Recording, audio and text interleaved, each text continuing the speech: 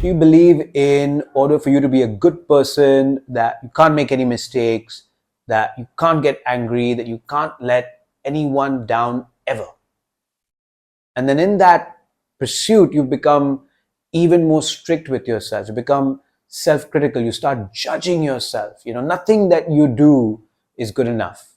You think that your integrity is in doing this. But what if this is not your integrity? What if this is just a pattern that's been running on autopilot mode, a pattern that says, if I'm not absolutely perfect, I'm not good enough. What if this pattern is destroying your life? Or what if you could break free? What if you could change this pattern? In this video, I'm going to show you exactly how you could do that. So a few days ago, I had a early morning session. This lady, she works in a large company in the United States of America. I'm not going to say which company, but a large financial company. She has a 5-year-old daughter, loving husband, good guy. She comes to me, and usually in these sessions, people start out telling me about why they booked the session, what's bothering them in their life. So she starts talking about her work, saying things like she freezes when she's about to talk to her management, or her relationship with her team members isn't good.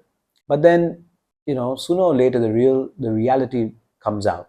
She starts to crack a little bit. She starts to show that she's been stressed and that she's at her limits. She says to me that there's one thing happened to her that really shook her up, that made her want to talk to me. A few days ago, before she booked the session, she was in her room late at night. She was very tired. She had a headache. And her daughter comes in, and her daughter really, really, really wants to spend the night in her room, sleep in her bed with her and her husband. And she says to me, I don't know why I did this, Jay, but I was just so tired. It's just my head was spinning, and I just yelled at my daughter. And after I did it, I felt so guilty. I felt like the worst mother on planet Earth. And when someone says something that is so true for them, so they're so vulnerable, you pause and you let them be. And when I did that, she broke down, and she just looked at me and she said, Jay, I just want to escape. I want to escape from everything. I want to escape from my job. I want to escape from this family, from all this responsibility. I'm so tired. I feel like I'm holding up the weight of the whole world on my shoulders. I feel so guilty for saying this. I also want to just escape from my kids. And there was the truth, She knew that she needed a break, but she would not allow herself to have it, because she had to be the perfect mother. She had to be the perfect employee. She had to be the perfect wife. It's a tough one. It's a really tough one. So I pulled out her report, and she did the pattern assessment report before meeting me. And I started reading the report out. I have her report with me. So on her report, it says that her basic fear is being wrong, being imperfect, not being good.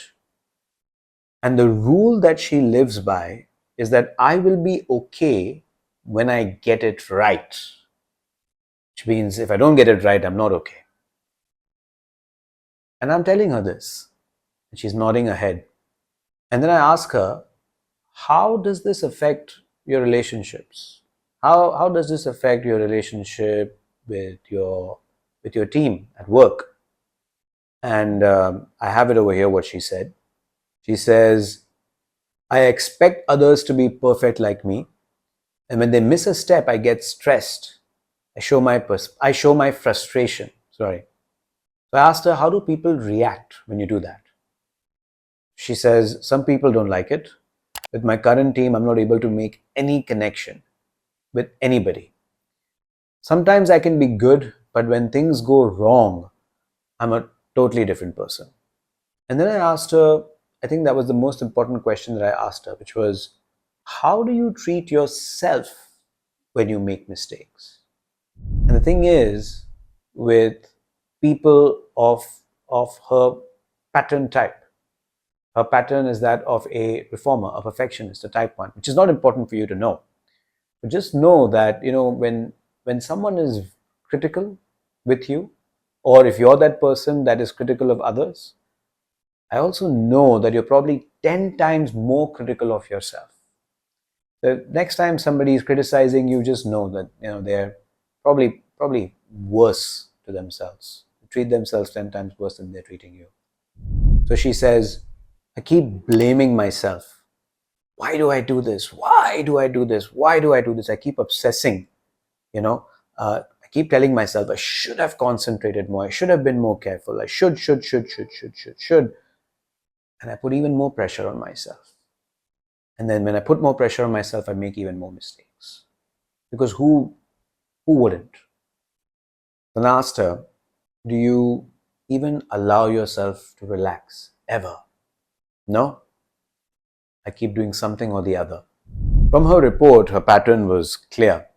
Perfectionism, criticism, constant, harsh, especially with herself. And then there's anger and resentment, and people don't measure up. She doesn't measure up to her own standards, carrying all that responsibility. And underneath it all, if this one phrase, this one belief that if I am not perfect, I'm worthless. It's a tough one, right? It's a really, really tough one, because she's a really good person. Like, I know she is. She tries so hard, probably one of the hardest working people, I'm sure. But she has it so hard as well. So what do you do in a situation like this? If you're caught in a pattern like this, or what do you do to help somebody that you know who is in a pattern like this, and they just can't get better, and they're destroying. You can see themselves destroying their own life, or you can see themselves, see them affecting the lives of other people. What do you do? Well, the biggest thing that you have to realize is that the pattern is serving a purpose. The pattern protects you from a deep-seated fear. The fear for her was that if I'm not perfect, I'm not good enough. And this is a pattern that somewhere in childhood she learned. It was a strategy, right? It was a plan. It was like, I'm playing as a kid, doing something, and maybe you're too loud, or maybe you make too much noise, or maybe you're too rambunctious, jumping up and down everywhere, and somebody corrects you. Don't do that. Sit down, be quiet, don't. And from that day, you start looking at yourself with a microscope, with a magnifying glass, just making sure that you don't make a mistake, correcting yourself before the adult gets a chance to correct you. And the perfectionist is born. And the fear that gives birth to the perfectionist is that if I'm not perfect, the adult, the parent, the teacher, the caretaker is going to abandon me because I won't be worthy for this person. It's a fear. And to realize that this fear is now no longer true. Because the truth is that if you want to be of value, if you want to be worthy, well, look at the people who are the most valued in our world. Entrepreneurs, scientists, great leaders, political leaders, spiritual leaders, whoever you look up to. Guess what? If you take a look at their autobiography, if you take a look at their stories, they've made so many mistakes in their lives. Take a look at people who you look up to. If you follow them around, I bet you they're trying more often than anybody else, and they're making more mistakes than anybody else. They just don't let those mistakes affect them. They use those mistakes as feedback. The thing is, the people that grow the most are the ones that are making and learning, that's key, learning from the mistakes that they're making. So what do you do? Well, what if you didn't look at making a mistake as imperfectionism? What if making mistakes, being wrong, was necessary to be perfect? What if you're perfect the way you are right now? Maybe you are where you're supposed to be exactly in this moment. You are supposed to be exactly where you are in order for you to be who you want to be tomorrow. That this is the perfect circumstance for you, even though it probably is harsh, it's probably difficult. I was talking to somebody who I care for very much, and she was very upset because she has to go through a surgery, and she's like, I put so much effort in, now I have to go through surgery, and everything's going to go to hell because my whole life is going to go on pause for a few months.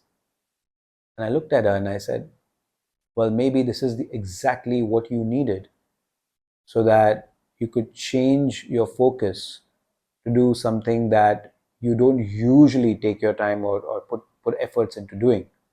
Maybe now that you're having this surgery and you can't move around and you can't go to work, maybe you can now figure out to build a new skill while you're resting at home in bed, a skill that you never knew you needed, but if you now developed, it could change your whole life once you're out of this surgery, once you're fully recovered. Point is, everything is exactly the way it should be. The world is perfect, life is perfect, you are perfect exactly the way that you are. That doesn't mean that you don't grow. It just means that things are the way they're supposed to be, just so that future growth is possible. It's holding these two things that seem like they're in opposition at the same time, being okay with who you are while also wanting to grow.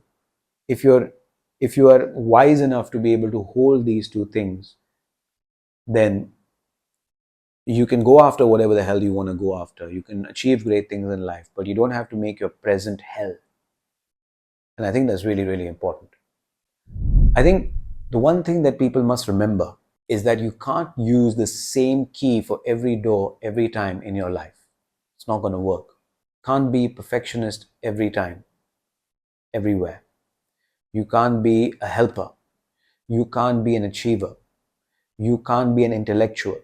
You can't be enthusiastic. You can't be keeping the peace. You can't be picking fights. You can't be focusing on the negative. You can't be focusing on the positive. You can't be doing one thing all the time.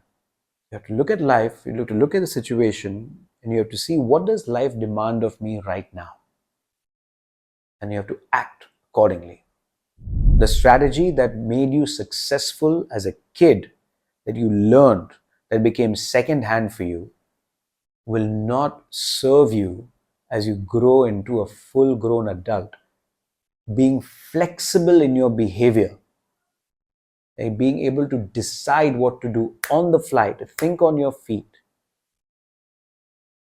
to have different strategies available to you, to not get stuck in one pattern. That is a sign of true maturity. That is a sign of someone who has upgraded their operating system. Somebody who's a pattern breaker, somebody who can interrupt patterns, somebody who has mastery over their patterns.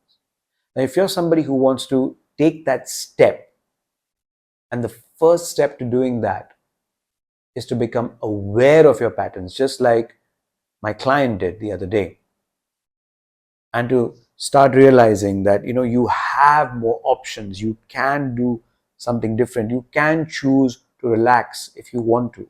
You don't have to carry the responsibility of the whole world on your shoulders. Or maybe you can start carrying more responsibility if that's who you are. That's what you need to do based on your pattern. But the first step is to discover your own pattern. So there's a link in the description below, right? When you click on that link, it'll take you to the assessment.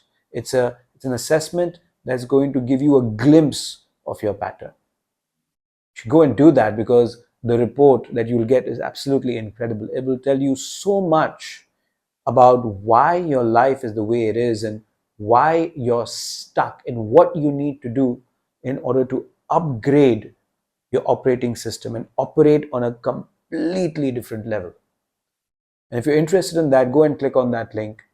And I'll see you on, if you like this video, make sure you like, subscribe, comment and let me know.